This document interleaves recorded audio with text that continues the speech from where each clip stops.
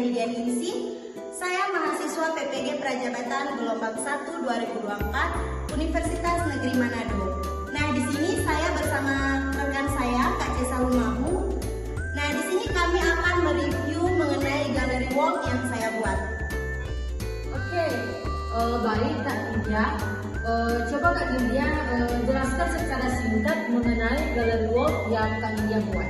Nah, jadi saya di sini membuat galeri wall mengenai perangkat ajar. Nah, di sini terdapat modul ajar. Nah, modul ajar yang saya buat yaitu mengenai ilmu pengetahuan alam dan sosial pada kelas 5 fase C.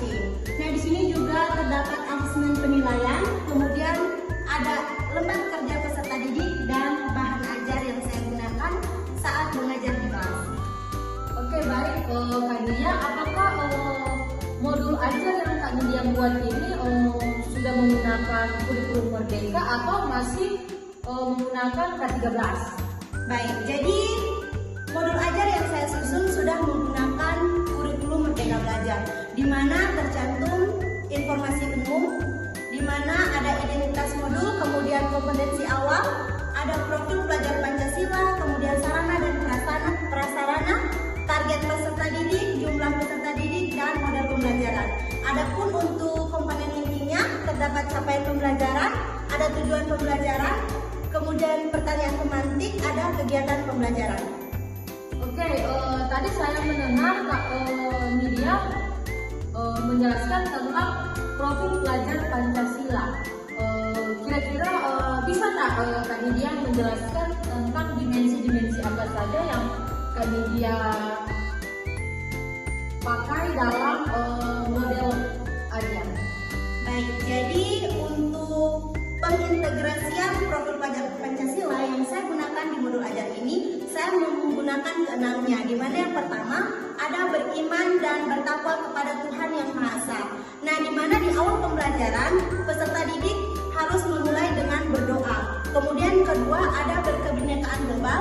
Nah, di saat proses pembelajaran itu pada kegiatan pendahuluan, saya mengajak peserta didik untuk menyanyikan lagu profil pelajar Pancasila.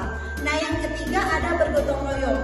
Di saat kegiatan inti, di situ saya membagikan LKPD, kemudian siswa bekerja sama untuk menyelesaikan LKPD yang saya berikan. Kemudian yang keempat mandiri. Nah, mandiri di sini peserta didik sudah mandiri dalam mengerjakan tugas yang saya berikan. Nah, untuk bernalar kritis pada saat presentasi, kemudian pada saat berdiskusi, peserta didik aktif dalam bertanya maupun menjawab pertanyaan dari teman-temannya. Yang keenam, kreatif. Kebetulan saya mengambil project based learning, jadi kreatifnya itu membuat project sebuah banggaan sistem pencernaan.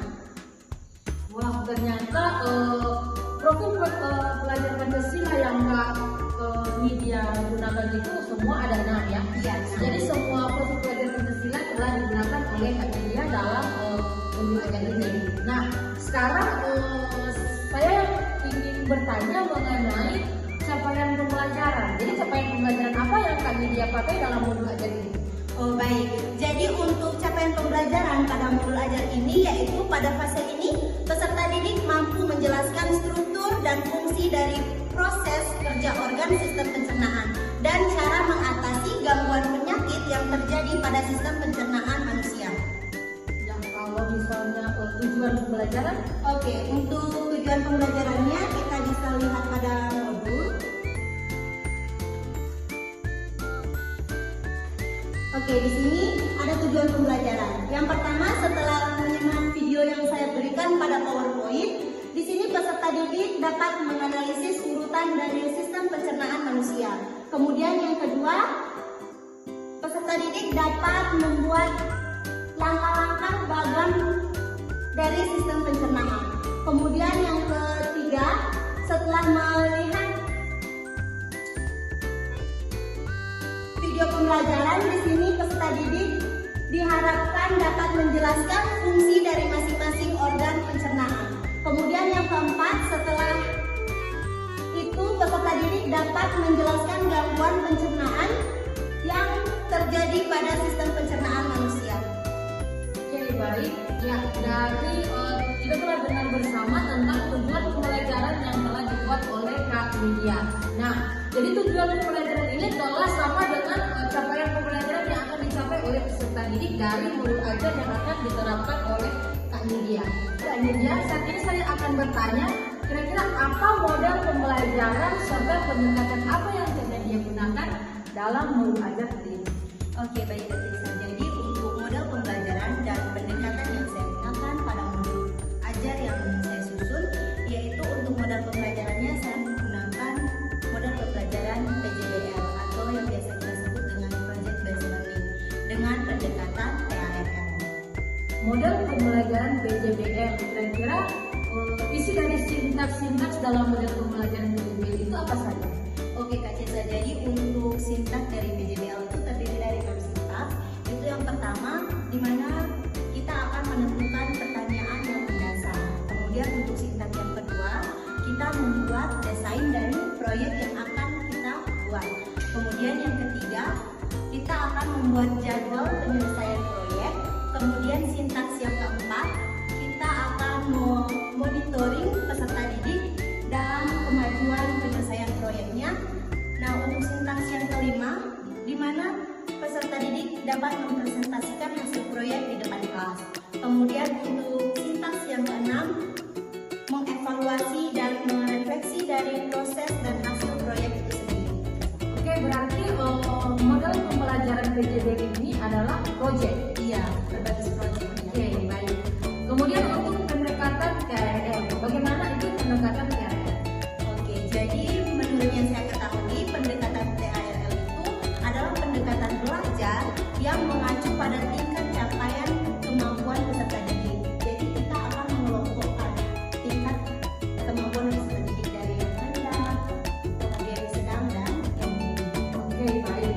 Ya, jadi rekan-rekan sekalian bisa mengetahui tentang bagaimana itu model pembelajaran PJBL dan pendekatan TRL sesuai dengan apa yang telah dijelaskan oleh Kak Nidia tadi. Ya, baik. Jadi sekarang bagaimana cara penerapan pendekatan TRL itu dalam kelas yang telah Kak Nidia buat? Oke, jadi Kak Cesa, untuk penerapannya di kelas, di sini saya membuat LKPD. Nah, di sini LKPD-nya saya membuat menjadi 3 kelompok. Di situ saya mengelompokkan peserta didik yang memiliki kemampuan yang tinggi, kemudian yang sedang dan yang rendah. Jadi untuk kelompok 1 itu saya mengajak peserta didik yang memiliki tingkat kemampuan yang rendah, dan untuk kelompok 2 itu tingkat kemampuannya yang sedang, dan untuk kelompok 3 saya mengelompokkan peserta didik yang memiliki tingkat kemampuan yang tinggi. Oke, baik. Jadi kita telah mengetahui tentang LKPD yang telah dibuat oleh Kak Nidia, di mana dia telah mengelompokkan peserta didiknya melalui tingkat kemampuan peserta didik yang dari tingkat rendah, sedang, hingga tinggi. Sekarang kita masuk dalam asesmen penilaian yang telah Kak Nidia buat. Kira-kira Kak Nidia ini menggunakan berapa asesmen penilaian? Baik, jadi di sini saya menggunakan asesmen penilaian 2, yaitu yang pertama asesmen diagnostik dan asesmen formatif. Nah, untuk asesmen diagnostiknya saya melakukannya di awal sebelum membuat modul pembelajaran. Kemudian untuk asesmen formatif itu saya membuat terdiri dari 3 asesmen, yaitu yang pertama ada penilaian bentuk sikap, kemudian penilaian pengetahuan dan penilaian keterampilan. Nah, untuk penilaian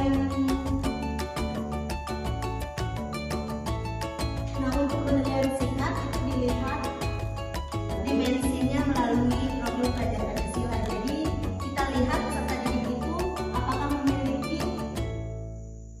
keimanan dan bertakwa kepada Tuhan Yang Maha Esa, kemudian apakah memiliki kebinekaan global dan dapat bergotong royong, kemudian apakah peserta didik itu kreatif, mandiri dan bernalar kritis. Itu untuk penilaian sikapnya. Kemudian untuk penilaian pengetahuan, di sini saya memberikan soal kuis. Dia berjumlah 10 butir soal untuk materi perencanaan.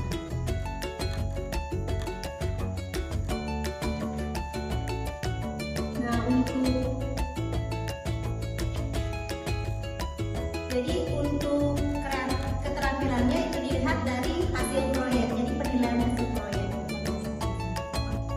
Ya, jadi tadi kita telah mengikuti bersama tentang review dari gallery work yang telah disampaikan oleh Kak Indah, di mana gallery work ini telah berisi modul ajar, kemudian ada asesmen penilaian, LKPD, serta bahan ajar yang telah dilampirkan oleh Kak Indah.